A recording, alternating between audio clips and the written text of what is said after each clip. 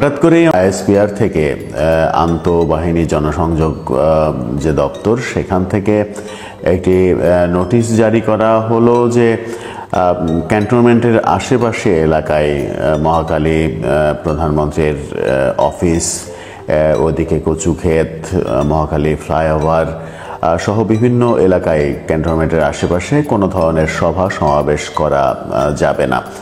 সাধারণত এই কাজটি করার কথা পুলিশের তরফ থেকে, কিন্তু যখন আইএসপিআর থেকে করা হলো তখন প্রশ্ন জাগে যে কেন এটা আইএসপিআর থেকে করা হলো। তাহলে কি পুলিশ বাহিনী আসলে পেরে উঠছে না আইন শৃঙ্খলা রক্ষার কাজে? সেনাবাহিনীকে সরাসরি এই ব্যাপারে নাক গলাতে হচ্ছে কিংবা হস্তক্ষেপ করতে হচ্ছে? সেনাবাহিনী তো না, তিন বাহিনীকে একসঙ্গে এই ব্যাপারে কাজ করতে হচ্ছে। সেরকম একটা আবছা ঘোলাটে পরিবেশের মধ্যেই জানা গেল যে সেনাবাহিনী থেকে বহিষ্কৃত একজন আরও 2-3 জনকে সঙ্গে নিয়ে একটা নাশকতার পরিকল্পনা করছে সেনানিবাসের আশেপাশে, সেনা গেটে। এরকম পরিকল্পনা জেনে ফেলার পরে তাকে আটকও করা হয়েছে এবং নানা ধরনের খবর ছড়িয়ে পড়ছে। বাংলাদেশের বর্তমান সরকার আদৌ আইন শৃঙ্খলা রক্ষার কাজে সফল হচ্ছে কিনা সেই প্রশ্নটা তো রয়েছেই। সেইখানে আইএসপিআরের এই বিজ্ঞপ্তিটা জনমনে নতুন করে এক ধরনের প্রশ্ন তৈরি করেছে। আইএসপিআরের যে বিজ্ঞপ্তি, সেখানে বলা হয় যে রোববার থেকে পরবর্তী নির্দেশ না দেয়া পর্যন্ত কচুক্ষেত সড়ক বিজয় সরণি হতে প্রধান উপদেষ্টার কার্যালয় হয়ে বীরশ্রেষ্ঠ জাহাঙ্গীর গেট সংলগ্ন এলাকা, বিএফ শাইন কলেজ হতে মহাখালী ফ্লাইওভার সংলগ্ন এলাকা, সৈনিক ক্লাব মোড়, ভাসানটেক, মাটিকাটা, ইসিবি চত্বর ও তৎসংলগ্ন এলাকায় সকল প্রকার সভা সমাবেশ, মিছিল, শোভাযাত্রা, বিক্ষোভ প্রদর্শন নিষিদ্ধ করা হলো। শুধু সেটা না, আরেকটা বিজ্ঞপ্তি আইএসপিআর থেকে প্রকাশ করা হয়েছে। সেখানেই মূলত একটা তথ্য সামনে এসেছে। সেই তথ্যটা কি? আরেকটা বিজ্ঞপ্তিতে জানানো হয়, নাশকতা ও বিশৃঙ্খল পরিবেশ সৃষ্টির অভিযোগে বাংলাদেশ সেনাবাহিনীর বরখাস্তকৃত সৈনিক নাইমুল ইসলাম ও তার 2 সহযোগীকে গ্রেপ্তার করেছে আইন শৃঙ্খলা বাহিনীর সদস্য। সেখানে বলা হয়, বরখাস্তকৃত ওই সৈনিক রোববার ঢাকা সেনানিবাসের প্রবেশ পথে বিক্ষোভ সমাবেশের নামে বড় ধরনের নাশকতা সৃষ্টির পরিকল্পনা করছিলেন এবং বিভিন্ন সোশ্যাল মিডিয়ায় এ সংক্রান্ত বিভিন্ন উস্কানিমূলক প্রচারণাও চালিয়ে আসছিলেন। এই বহিষ্কৃত দুটো খবরেরই আপনারা স্ক্রিনশট দেখে নিতে পারেন। আইএসপিআর যেটা বলছে, সেই আইএসপিআরের নিউজটা এবং যে যাকে গ্রেপ্তার করা হয়েছে নাইমুল, তার ছবিটাও আপনারা দেখে নিতে পারেন। এই দুটো ঘটনা বেশ উদ্বিগ্ন করেছে রাজধানীবাসী। কিন্তু আমরা যেটা দেখেছি সেটা হচ্ছে যে গতকালকেই একটা ঘোষণা দেখেছিলাম 7 কলেজের পক্ষ থেকে ঘোষণা। এর আগে আমরা তিতুমির কলেজের আন্দোলন দেখেছিলাম, বিশ্ববিদ্যালয় ঘোষণা করতে হবে। মহাখালী এলাকা অচল করে দিয়েছিল তারা। মহাখালী রেলগেটে অনাকাঙ্ক্ষিত ঘটনা ঘটেছিল। চলমান ট্রেনে তারা পাথর নিক্ষেপ করেছিল, একাধিক জন আহত হয়েছিলেন, শিশুসহ। এরকম ঘটনা আমরা দেখেছিলাম। এরপরে আবারও গতকালকে আমরা দেখেছি যে জগন্নাথ বিশ্ববিদ্যালয়ের আন্দোলনের শেষে 7 কলেজ আবারও ঘোষণা দিয়েছে যে তারা আবারও মাঠে নামবে রোববার থেকে। মাঠে নামবে, তাদের আন্দোলন, তাদের দাবি পূরণ না হওয়া পর্যন্ত তারা মাঠেই থাকবে, এমন ঘোষণা এসেছিল। এবং সেটা যদি মহাখালী কেন্দ্রিক হয়, মহাখালী যেহেতু ক্যান্টনমেন্টের একেবারে পাশে, সেই মহাখালী কেন্দ্রিক হয়, সেটাকে থামানোর একটা কৌশলও হতে পারে এটা। কিন্তু সেটা থামানোর জন্য তো পুলিশের বিজ্ঞপ্তি হবে। সেনাবাহিনী কেন বিজ্ঞপ্তি দেবে? সেনাবাহিনীকে নিয়ে নানা রকমের চটকদার আলোচনা করার চেষ্টা করছেন অনেকেই দেশে বিদেশে। বিশেষ করে বিদেশে থেকে সেনাবাহিনীর ভাবমূর্তি নিয়ে নানা রকমের ষড়যন্ত্রের কথা আমরা বারবার বলেছি। সেই কর্মকাণ্ড এখনো অব্যাহত রয়েছে। আজকে আবার দিনের বেলায় যেটা দেখলাম, সকালে প্রেস ক্লাবের সামনে এর আগে চাকরিচ্যুত সেনা সদস্যরা প্রেস ক্লাবের সামনে বসেছে তাদের আন্দোলন করতে। তারা চেষ্টা করেছিলেন জাহাঙ্গীর গেটের দিকে মুভ করার, কিন্তু আইনশৃঙ্খলা রক্ষাকারী বাহিনী তাদেরকে আটকে দিয়েছে। আটকে দেওয়ার ফলে তারা প্রেস ক্লাবের সামনেই বসে পড়েছে। সেখানে ব্যাপক সেনা মোতায়েন করা হয়েছে যেন কোনোভাবেই তারা কোনো রকমের বিশৃঙ্খল পরিবেশ তৈরি করতে না পারে। সব মিলিয়ে এরকম গুমোট অবস্থা যখন চলছে এবং এর আগেও সেনাবাহিনীকে নিয়ে নানা রকমের গুজব যখন তৈরি করা হচ্ছিল, সেনাপ্রধান, সেনাবাহিনী, বিশেষ করে সেনাপ্রধান জুলাই আন্দোলনের পক্ষে কিনা, সেনাপ্রধানের দেশপ্রেম নিয়ে প্রশ্ন তুলেছিলেন অনেক, মানে মূর্খই বলা যায়, মূর্খ কিছু কন্টেন্ট ক্রিয়েটার। সেই সবের একটা জবাব আমরা একেবারে নীরবে নিভৃতে আইএসপিআর থেকে পেয়েছি। তিন বাহিনী মিলে একটা ভিডিও গান তৈরি করেছেন তারা এবং তার শিরোনাম দিয়েছেন আমার সোনার বাংলা আমি তোমায় ভালোবাসি।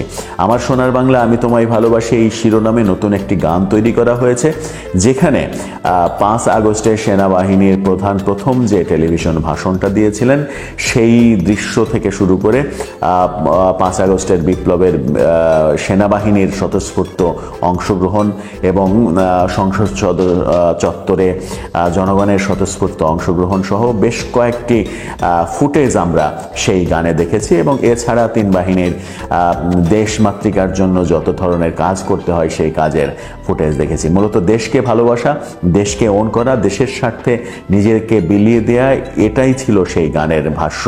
এমন কোনো আহামরি ভিজুয়াল আমরা দেখি নাই, কিংবা এমন বলা যাবে না যে এটা বিশাল আয়োজনের, বিশাল বাজেটের কোনো কাজ, তা নয়।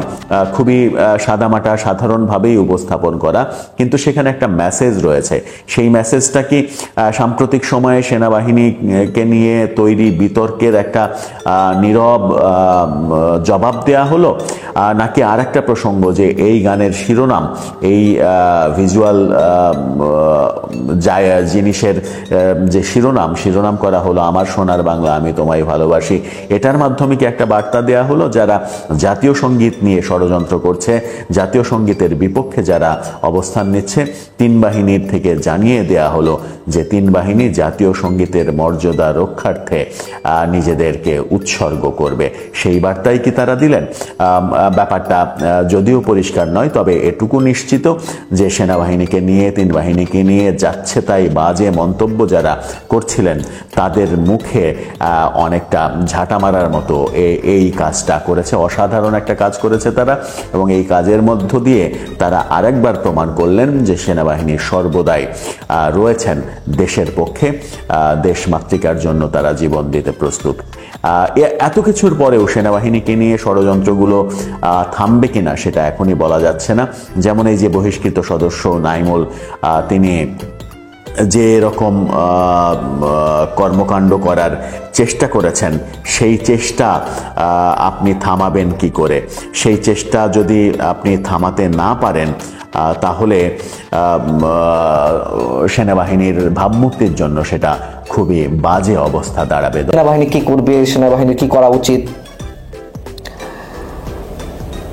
আমি দুটি ছোট্ট ঘটনাকে কেন্দ্র করে একটু সহজ ব্যাখ্যা করার চেষ্টা করি।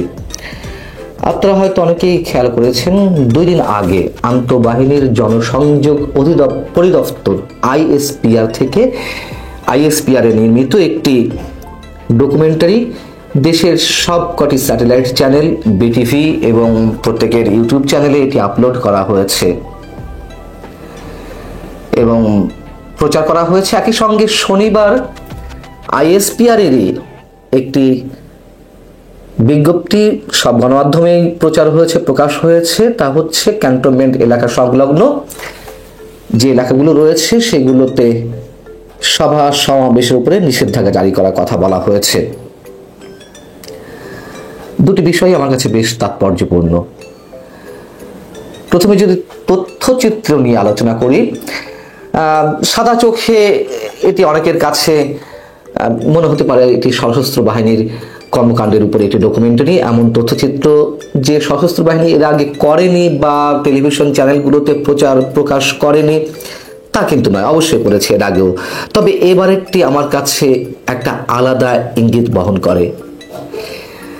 খেয়াল করলে দেখবেন যে এটি শিরোনাম প্রথমেই, আমার সোনার বাংলা আমি তোমায় ভালোবাসি, এবং এই জাতীয় সঙ্গীতের এই লাইনটিকে কেন্দ্র করে আলাদা একটি গান নির্মাণ করা, তথ্যচিত্রকে কেন্দ্র করে সশস্ত্র বাহিনীর উপলক্ষে।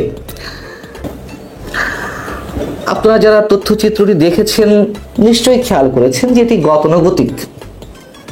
এই জন্য গতানুগতিক বলছি যে দেশের বিভিন্ন প্রাকৃতিক দুর্যোগের সময় সশস্ত্র বাহিনীর সদস্যদের, সেনা, নৌ বিমান বাহিনীর সদস্যদের যেই মানবিক কাজগুলো, জীবনের ঝুঁকি নিয়ে যে মানুষকে উদ্ধার করা বা মানুষের মাঝে জীবন উদ্ধারকারী সামগ্রী পৌঁছে দেওয়া, সেগুলো এখানে তুলে আনা হয়েছে।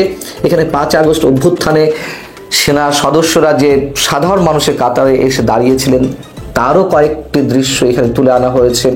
এবং 5 আগস্ট সেনা প্রধান প্রথম যে বক্তব্যটি দিয়েছিলেন জাতির উদ্দেশ্যে, যেটি সব টেলিভিশন চ্যানেলে ব্রডকাস্ট করা হয়েছিল, টেলিকাস্ট করা হয়েছিল, তারও একটি খণ্ডচিত্র এখানে তুলে আনা হয়েছে।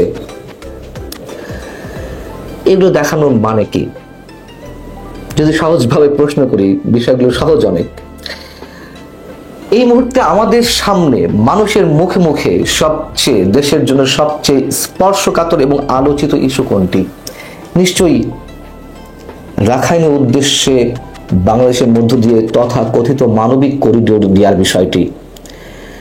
এবং এই করিডোর দেওয়া হলে দেশের স্বাধীনতার সার্বভৌমত্ব হুমকি মুখে পড়বে, এটি মোটামুটি মানুষ স্পষ্ট একটি ধারণায় পৌঁছেছেন। এর মধ্য দিয়ে কি সেনাবাহিনী করিডোরের পক্ষে নয়, তারই একটি মেসেজ দেওয়ার চেষ্টা করা হলো, দেশ রক্ষায় সেনাবাহিনী সদা প্রস্তুত।